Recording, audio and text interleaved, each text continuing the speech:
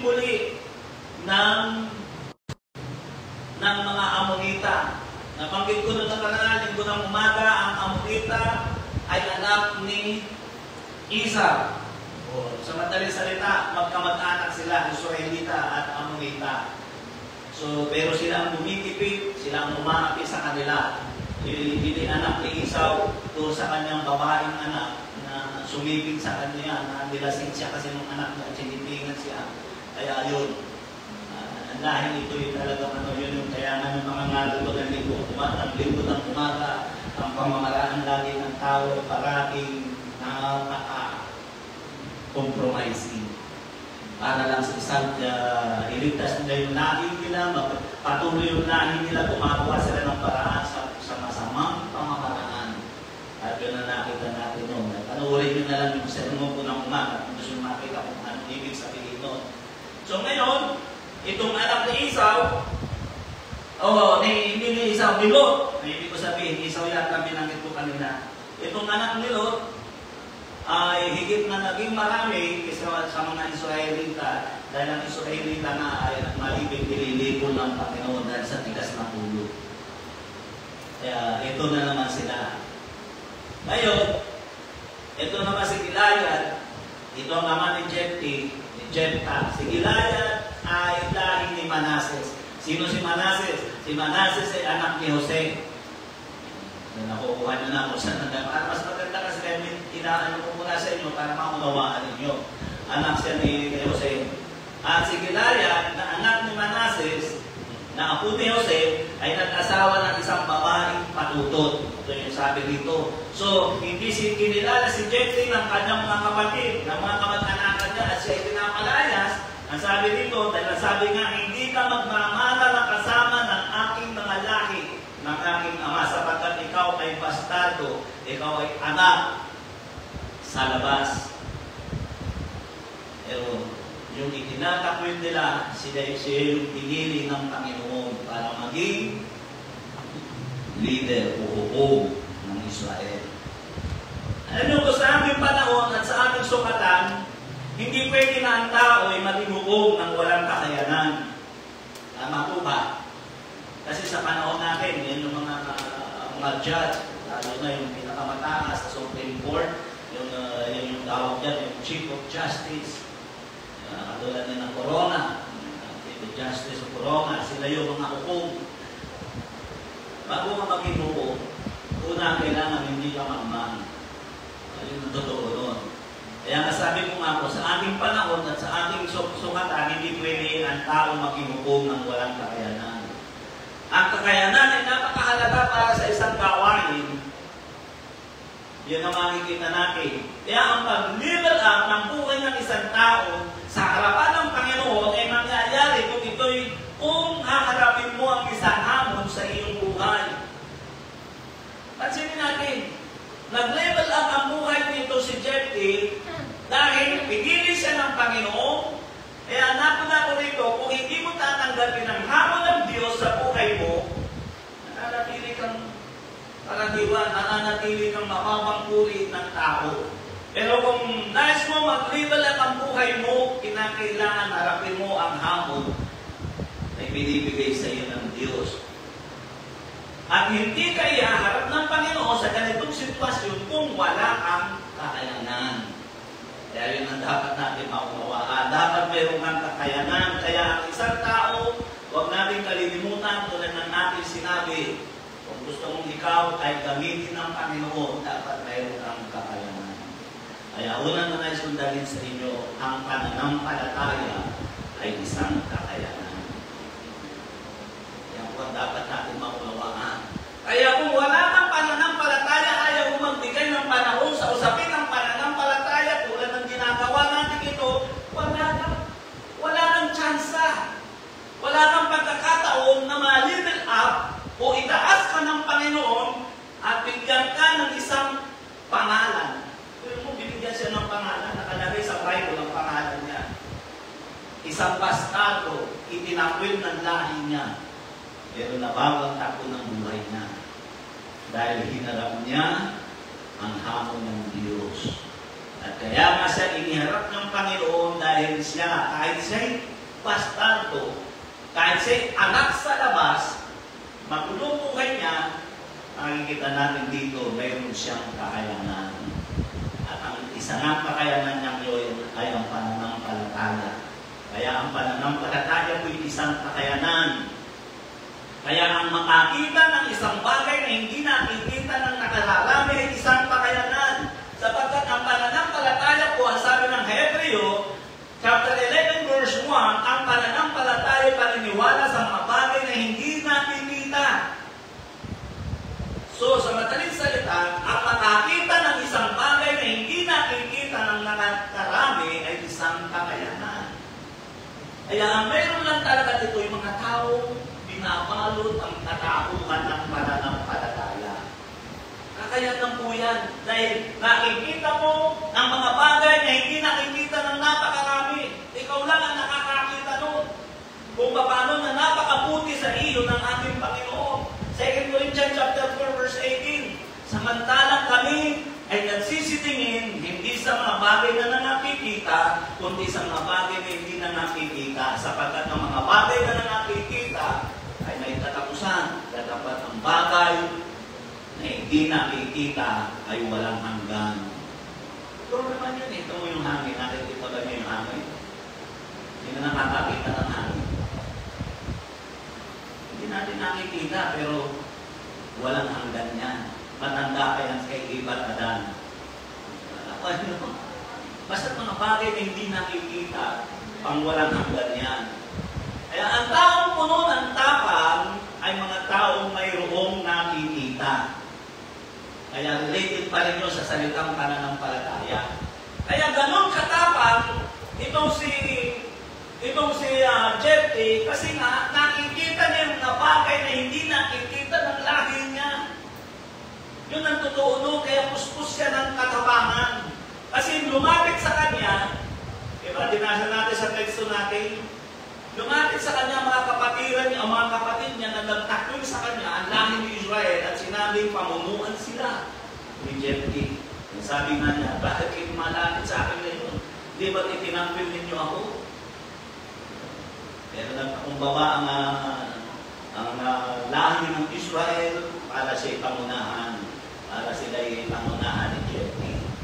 Kaya ang taong puno ng tapang ay mga taong mayroong nakikita. Ang pananampalataya, dapat yung tandaan ay may pundasyon na pinagsasalikan. Unang-una na nga itong pakikinig. Pundasyon yan. Kaya tulad din ng tapang na may pundasyon. Alam nyo, maunawaan nyo, lahat po ng taong may tapang, meron po yung pundasyon, may salid na yan. Kaya ang tao'y matapang, tulad ng aso. Ang aso, pag nasa pintuan ng kanilang bahay, iba ang umul nito. Naniwala pa kayo doon? Sabi nga ng ilan, tapang aso lang yan. Kasi yung aso, tingnan mo, pag nasa loob mo sa labas, patok yung bukod. Pero tingnan mo, pag dumating daw sa pintuan ng gate nila, ang tapang na, no? Yan yung dito ang tao. Ang tapang po, mayroong buyang pinagsasalitaan. Ang tapang ni Jephthah ay nakabase sa kanyang pagkakilala sa Panginoon. Medyo mabasahin ko po ito, panahon ito siguro para kayo makapagbasa ng Bible. Good News Bible ang aking magandang balita Biblia. Kasi yung James Version kasi medyo malalim. Mas madaling unawain itong magandang balita Biblia. Sa verse 12, para maunawaan ninyo kung saan ko nakuha yung aking tinuturo sa inyo. Verse 12, dito nyo makikita si Jephthah kung ano meron siya. So, baybayan nyo na lang. Hanggang ninyo, si Jephthah ay nagpadala ng mga sugo sa hali ng mga Amonita. Yun na nga, yung Amon. Yung mga sila yung gumigipit sa kanila. At kanyang ipinatanong, ano ba ang atraso namin sa inyo? Bakit ninyo nilulusob ang aming bayan? Ganito ang sagot ng hari ng mga Amonita sa mga sugo ni Jephthah. Gusto namin maibalik sa amin ang ating lupain sapagkat nang dumating dito ang mga Israelita buhat sa Ehipto, kinamkam nila ang aming lupain mula sa ilog Arnon hanggang sa ilog Habot ng Jordan. Kung nakikinig kayo ng balita, hanggang ngayon yan ang sinasabi ng mga Arab kayo'y mga agaw ng lupain. Yan ay aming lupain. Kayo'y magnanakaw ng lupain. Yan ang sinasabi lalo ng mga Muslim. Kaya nga nung pinasa ko, sabi ko, parang talagang katwiran nila dati yun. Mga sagot ni Jefte. Pinabalik ni Jefte ang kanyang mga sugo sa hari ng mga Amonita at pinasabi, hindi namin tinangkam ang lupain ng Moab o ng Amon. Nang umalis sa Ehipto ang aming ninuno, naglakbay sila sa disyerto patungong dagat na pula hanggang sa Kades. Pagkatapos nagpadala sila ng mga sugo sa hari ng Edom upang humingi ng pahintulot na dumaan sa lupain ito. Ngunit hindi sila pinayagan nito, ganun din ang ginawa ng hari ng Moab. Kaya nga, ipinasya nila tumigil sa Kades, nagpatuloy sila sa paglalakbay sa disyerto, iniwasan nila ang Edom at Moab hanggang sa sumapit sila sa gawing silangan ng Moab sa ibayo ng ilog Arnon. Nagkampo sila roon, hindi sila tumawid ng ilog sapagkat iyon ang hangganan ng Moab. At nagpadala sila ng mga sugo sa Hesbon kay Haring Sihon ng mga Amoreo upang humingi ng pahintulot na dumaan sa lupain ito. Ngunit hindi pumayag si Sihon. Sa halip, tinipon ito sa Jahas ang kanyang hukbo at sinalakay ang mga Israelita. Ngunit sila'y ibinigay ni Yahweh sa kamay ng mga Israelita. Kaya ang lahat ng lupain ng Amoreo sa dahong iyon ay nasakop ng mga Israelita. Buhat sa ilog ng Arnon, sa timog hanggang sa Jabo, sa Hilaga at buhat naman sa disyerto, sa silangan hanggang sa Hordang, sa kanluran. Kaya si Yahweh ang nagtaboy sa mga Amoreo upang ang lupain nila tinitirhan ng lupain nila ay tirhan ng mga Israelita at ngayon gusto ninyo itong kunin. Inyo ng lahat ang ibinigay sa inyo ng Diyos-Diyosan ninyong si Semos, ngunit huwag ninyong pakikialaman ang ibinigay sa amin ni Yahweh ng aming Diyos. Pero ibig sabihin, hindi kami nagnakaw. Ibinigay ito sa amin ng Diyos dahil ayaw ninyo kaming paraanin. Kaya sabi niya dito, 25, sa palagay mo ba'y mas magaling ka kaysa kay Balak na hari ng Moab? Minsan hindi niya tinangkang digmain ng Israel. 300 taon lang nanirahan ang Israelita sa Hesbon, Ariwet, sa mga bayan, sa paligid nito at sa mga lungsod sa palibot ng ilog, Arnon. Bakit ngayon lamang ninyo naisipang bawian ng mga ito? Yung kasunod na talata nun, nasabi ron hindi sumagot ang hari ng mga Amonita. Ano napansin ninyo? Ano sabi doon? 300 taon na kami nakatira dito. Ibig sabihin mula nang lumabas sa Israel o sa Egypt. Ano na magano? Si Jefte ay Bible reader. Hindi pa siya tao. Paano niya nasabi yun? Wala pa siyang 100 taon. Paano niya nasabi yung kasaysayan? Yung history ng lahi ng bansa nila, kung paano nakipagdigma at ipinagtanggol ng Diyos ang bansang Israel. Nabanggit niya yung lahat ng pinagdaanan na hirap ng bansang Israel. Kung siya'y ignorante sa salita ng Diyos, hindi na masasabi yun. Hindi na maipamumukha yun sa hari ng Amorita. So yun ang dahilan kaya napakatapang niya. Kilala niya kung sino ang Diyos na kanyang pinaglilingkuran. At kilala niya ang buong kasulatan, memoryado niya. Kaya nasasalaysay niya. Ito lang nais kong sabihin sa inyo. Kung wala kang alam at ignorante ka sa Bible, hindi malilivel up ang buhay mo. Hindi ka bibigyan ng Panginoon ng pagkakataon na gamitin ka at magkaroon ka ng pangalan. Walang pangma na ginagamit ng Panginoon. Yung magdala kaya napakatapang ni Jefte. Kasi alam niya ang kasaysayan. Hindi nga may pamumukha yun sa ala ng Amonita kung hindi na alam ang kasaysayan.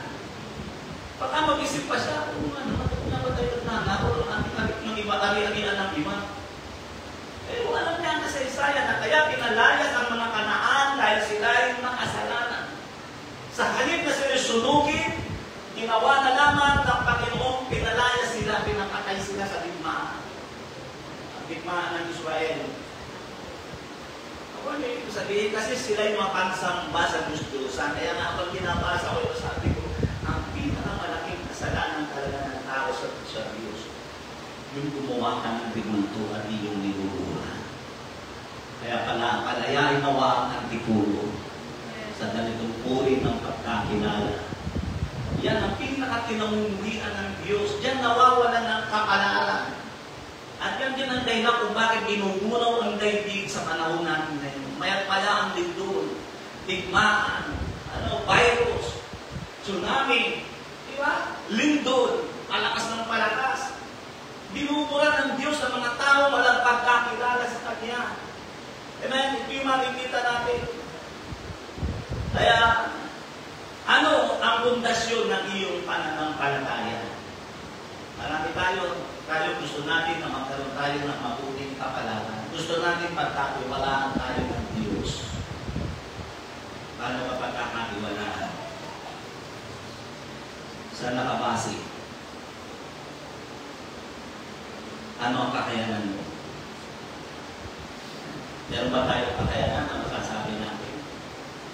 Kaya, sabi ko nga, pag minsan-minsan, pagkaroon tayo ng panahon na alamin natin ang kasaysayan. Para maunawaan nyo kung bakit ang daigdig ay sinasalo.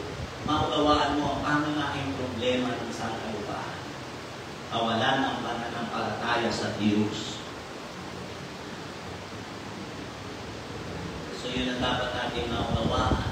At yan ang dahilan kung bakit sa pamamagitan, yan ang nakita ko rito, ang isang tao, ang tao pala na nagkakaglay ng karunungan ng salita ng Diyos, kahit ano pa ang pagkatao niya, pwede siyang baguhin ng Diyos. Kaya tanging pananampalataya naman talaga ang pwedeng bumago sa buhay ng isang tao. Yan ang nakita ko dito. Pwede kang ilipat sa panibagong status ng buhay mo at ayuan mo sa buhay mo. Kung ikaw ay nababalot ng pananampalataya at pagtitiwala sa Diyos. Ito yung dapat natin maunawaan. Pangalawa, na nais kong bigyan ng pansin, ang isang taong may isang salita ay isang taong mayroong kakayanan. Alam natin kung bakit kung bakit siya itinalaga ng Panginoon na hukom sa kanyang bayan dahil siya mayroong isang salita. Ano sabi niya? Nanalangin siya ng Jeffrey at sinabi niya bago siya pagkatapos niya makipagsalitaan sa hari ng Amonita. Ano sabi niya pagkatapos mo siya nanalangin at sinabi na, Lord, Yahweh, kung ako'y iyong sasamahan at pagkatagumpayin, ang kauna-unahang sumalubong sa akin sa aking pag-uwi sa bahay ko ay iyahandog ko sa iyo.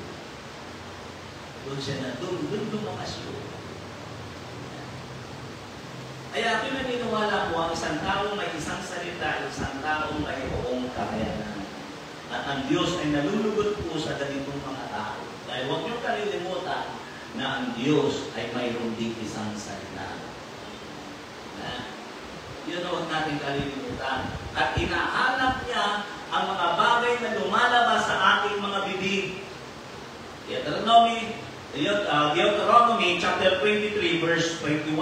Ganitong pagkakasabi, pag ikaw ay magpapanata ng isang panata sa Panginoon mong Diyos, ay huwag kang magluluwa ng pagtukan. Sapagkat walang pagsaan ng ubusisain sa iyo ng Panginoon mong Diyos at magiging kasalanan sa iyo. Isunod ka natin ng Ecclesiastes sa chapter 5 verse 4. Pagka ikaw ay nananata ng panata sa Diyos, huwag kang magliban ng pagtukan sapagkat siya'y walang kaligayahan sa mga mangmang. Tuparin mo ang iyong ipinapanata. Sabi niya, wala siyang kaligayahan sa mga mangmang. Salitang mangmang, tulad na rin na salita yun ng walang kakayanan. Kaya ibig ko sabihin, kaya ginamit siya ng ating Panginoon, kilala niya si Jeffrey na mayroong paninindigan at mayroong isang salita. Kaya kung gusto natin na mabago ang ating takbo ng buhay natin, kung ano yung lumabas sa bibig natin, gawin natin. isang salita. Yan ay sa panahon natin, ang tawag niya ay palabra de honor. Tama po ba? Palabra de honor. Kung ano yung sinabi mo, ay gagawin mo. Lord, maglilingkod ako sa iyo kahit anong mangyari. Ito ano ibig sabihin? May mga awit ko na, susunod ako, Panginoon. Kaya akala ng kanta na yun. Lumang kanta na yun. Nakakita lang ng pogi. Nawala na yung binitawan ng salita. Nawa niyo yung sabi, palagin mo lang ako, Lord! Yung unang sahod ko, ibibigay ko sa iyo. Pinagpala nga. Wala na, nakalimutan na. Ito si Jose. Si Apo. Kasi tumatakas kay Isaw, ano sabi niya, kung ako'y sasamahan mo, ang batong ito ay magiging ipanan natin. At kung bibigyan mo ako ng makakain, damit na masusukot, at kahintulutan mo akong makabalik sa ama ko, sa bayan ko, yun na nga sa Kanaan, ay walang pagsalang ang bawat ikasampung bahagi ay ibabalik ko sa iyo. Yung lugar na yun, yung Bethel, Luz. Luz, Bethel, Bethel, ibig sabihin bahay ng Diyos. Ano sabi niya? Ang ikasampung bahagi ay walang pagsalang ibabalik ko sa iyo. Tinupad niya yun. Tinupad ni Hani, ano yun, may hahog yun. Kaya doon mo makikita. Kaya sila lang na nagsasabi, hindi na rin dapat pansinin yung tithes. Diyan nasusukat ang katapatan mo. Diyan nakikita ang pagrespeto mo at pagkilala mo sa ating Diyos. So yun ang dapat nating maunawaan at maintindihan sa ating pinag-aaralan sa ngayon. Amen. Kaya kung bakit ako'y naniniwala, kung bakit naging ganon si Jephthah,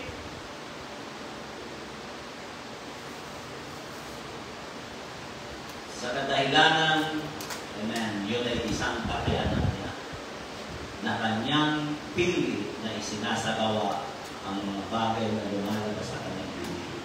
At tangatlo, dito ako magtatapos, ang taong may kakayanan, may katunayan.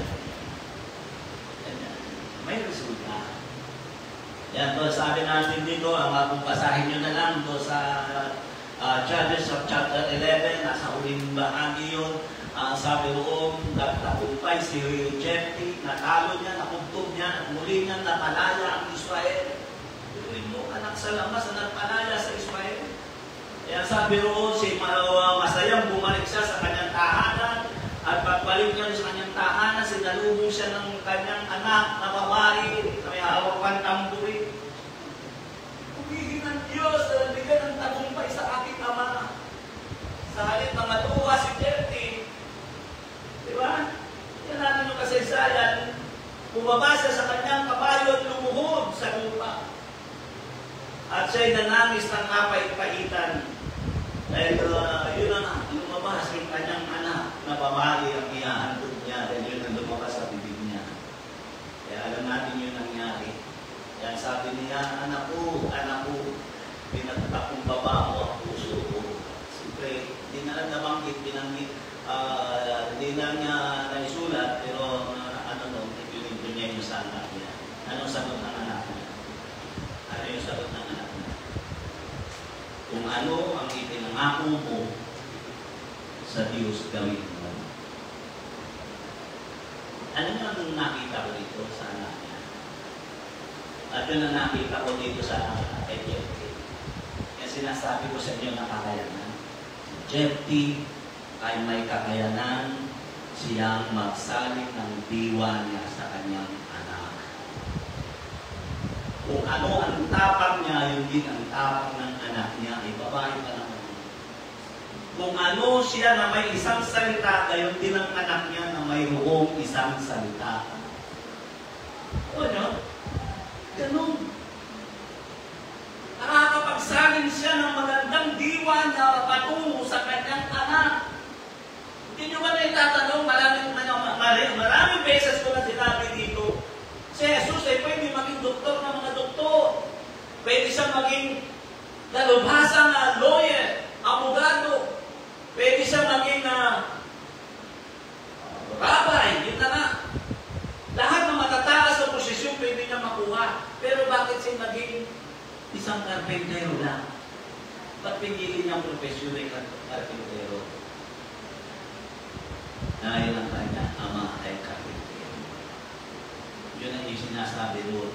Si Jose ay may kakayanang magsabi kung ano ang nasa sa kanya sa kanyang anak na isasalin niya. Ano yung ibig ko sabihin? Yung ko'y kakayanan. Kaya yun kaya siya tinuhan ng Panginoon dahil yun ang kakayanan niya. Ito mo si Pastor Raymond Mitchell. Ang anak niya si Pastor Fred, dalawa ng kahantulad na kagaya niya. Kakayanan yun. Ano makikita natin sa mga tao walang kakayanan? Ang isinasalin niya sa kanyang anak, bisyo, pagmumura, sigarilyo. Diba? Nakuha niyo yung ibig sabihin? Kaya yung magsalin ka ng kung anong meron ka, kung gaano ka katatag sa pananampalataya, may sasalin mo yun sa iyo, sa iyong anak, o sa iyong mga alagad, sa iyong mga tagasunod. May kakayanan siyang magsalin ng kanyang diwa. Alam niyo bakit kasahin pa natin dito sa mga kasahin natin dito sa huli na ito ang sabi. Judges chapter 11 verse 34, nang magbalik si Jepta sa Mispa, sinalubog siya ng anak niyang babae na sumasayaw sa salim ng tambuhin siya ang kaisa isang anak ni Jepta. Kaya nagsalita si Jepta ng gano'n. Ano yung nakakala na sasalubog sa kanya pusa? Naisip ba ninyo yun? Nang makita siya ni Jepta, pinubit niya ang kanyang damit at kung paghihinagpis na sinabi, anak ko, kay bigat na bagay nitong ginawa mo sa akin. Ang panata mo kay Yahweh, hindi ko mababawi pa. Word of honor. Sumagot ang anak ni Jepta, kung may panata kayo kay Yahweh, ito pa rin ninyo yun sapagkat ipinaghiganti niya kayo laban sa iyong mga kaaway ng mga Amonita. Ngunit may isa lamang po akong ipinakikiusap sa inyo. Bayaan ninyong isama ko sa bundok ang aking mga kaibigan upang makipagluksa ko ng 2 buwan ng aking pagkaberhen. Pumayag naman si Jepta na umalis ang 2 buwan ng anak niya. Nagpunta nga ito sa bundok kasama ang kanyang mga kaibigan upang ipagluksa ang kanyang pagkaberhen sapagkat mamamatay siya ng hindi makakapag-asawa. Pagkaraan ng 2 buwan, nagbalik siya sa kanyang ama at isinagawa naman ito ang kanyang panata kay Yahweh at siya nga'y namatay na isang berhen. Ano ibig sabihin nun? Ang tapang ng anak, di ba? Nung umalis siya, nung una, inisip pa siguro, nagwala. Pero ano sabi, nung bumalik siya na isang berhen, hindi na dumisan ang kanyang pagkababae. Malinis. Dahil ang marumi na bagay ay hindi pwedeng ihandog sa Panginoon. Kaya iningatan ng babaeng ito ang kanyang sarili na malinis. Hindi ibig sabihin nun, nakaano siya dahil hindi na ako makapag-asawa. Kaya makakaranas na ako ng mayroong jowa. Hindi ganun ang sabi nung siya'y namatay na isang berhin. Ibig sabihin, iningatan niya yung sarili niya, hindi siya naginanakit sa anak-tatay niya. Ganun, yun ang espiritong naisalin ni Jepta sa kanyang anak. Kung gaano siya katapat sa Diyos, ganun din siya katapat sa Diyos. Ito yung iningatan niya ang sarili niya, hindi niya sinabi napakalutik ng aking kapalaran. Diba? Hindi ka sinabi ganun. Bakit kayo gumagawa ng kapalaran sa amin? Narinig ko na yan. Sa mga anak ko, narinig ko yan. Bakit kayo gumagawa ng kapalaran namin? Di ba kami pwede magpasya sa anak namin sarili? At iba naman puso namin, pakikialaman? Di ba? Hindi nagsalita ang babae ng gano'n. Ang bata. Iningatan niya ang kanyang sarili. Yun ang makikita natin dito. Yun ang kakayanan ni Jephthah. Ganon siya ang kapagbigay ng mabuting halimbawa. Ganon niya itinuruan ng pananampalataya ang kanyang mga anak. Tignan niyo ito, basahin ko ito. Kung bakit iningatan. Kaya si Jephthah yung babae, bagamat walang pangalan, ang sanggero yun eh. Bagamat walang pangalan yung babae yun, Bible reader siya. Hindi lang yung kanyang ama. Sabi siya, dahil alam niya ito, kaya iningatan niya ang sarili niya. Leviticus chapter 22, verse 21.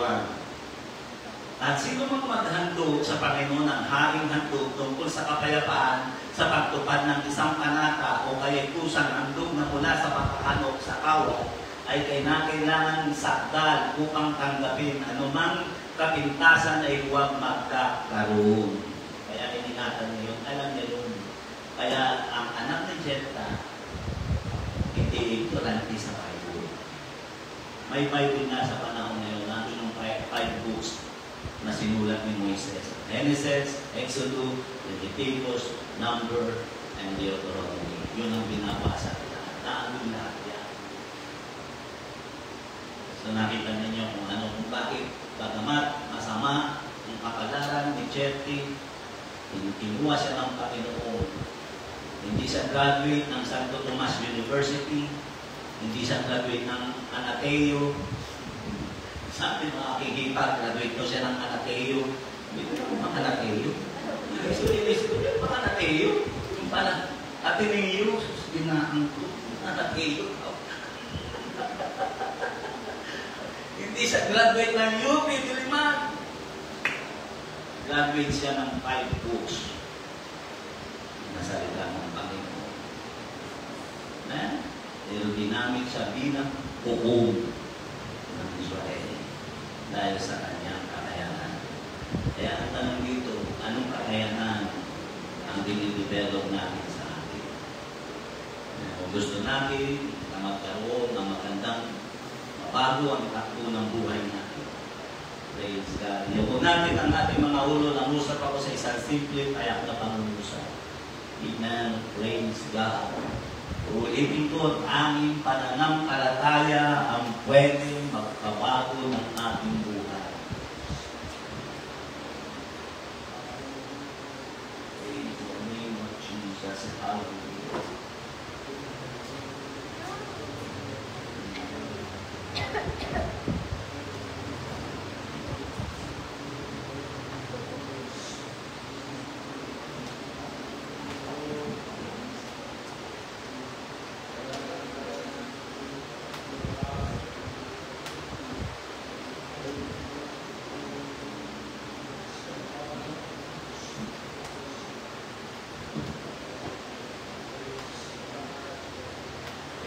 Ayun natin ito ngayon, awitan natin ang ating Panginoon sa awitin in the name of Jesus.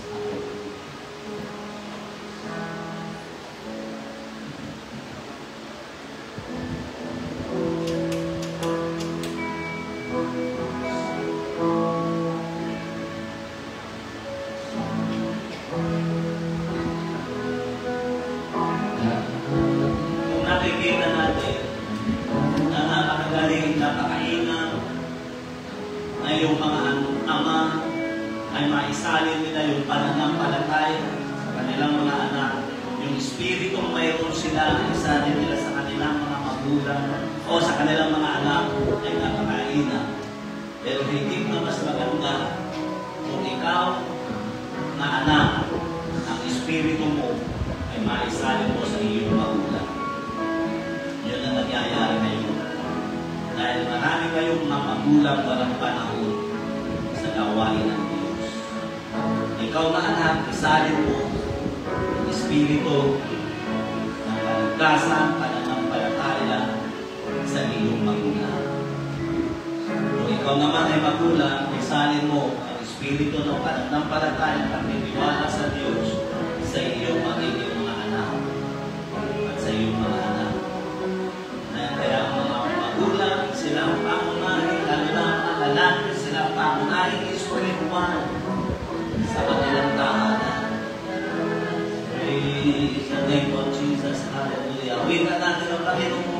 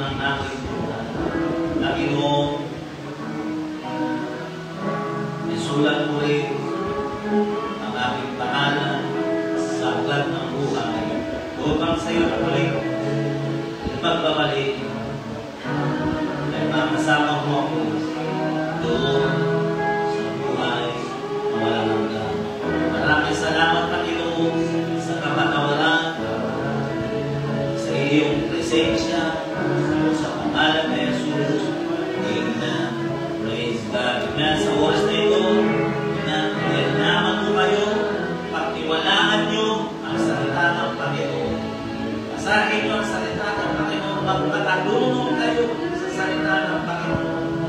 At yan yung mga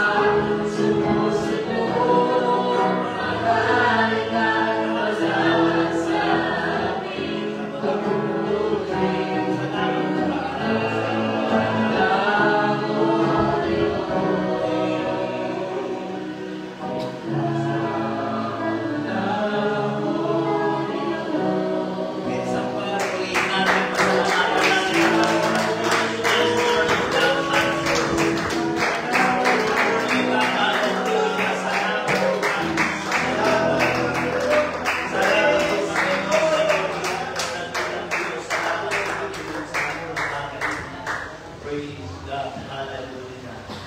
Alam niyo po, nakita ko ito, si Jeffrey, nilalain ng kanyang lahi. Pero ang nakita ko sa kanya, napakadadaman at napakahusay na naman magpalaki ng kanyang sambahayan. Napaka-spiritual talaga ng kanyang sambahayan, pero ginajudge siya ng kanyang lahi. Diba? Sinabihan siya ng bastardo, anak sa labas, hindi dapat magmana ng pangako ng Diyos. Pero ang Diyos ang nagtaas ng kanyang katayuan. Hinahamak siya ng lahi niya, pero ang Diyos ang nagtaas sa kanya. Dahil kita ng Panginoon kung paano siya magpaganda. And God bless you po sa inyong lahat. Pagpalain kayo ng aking Panginoon.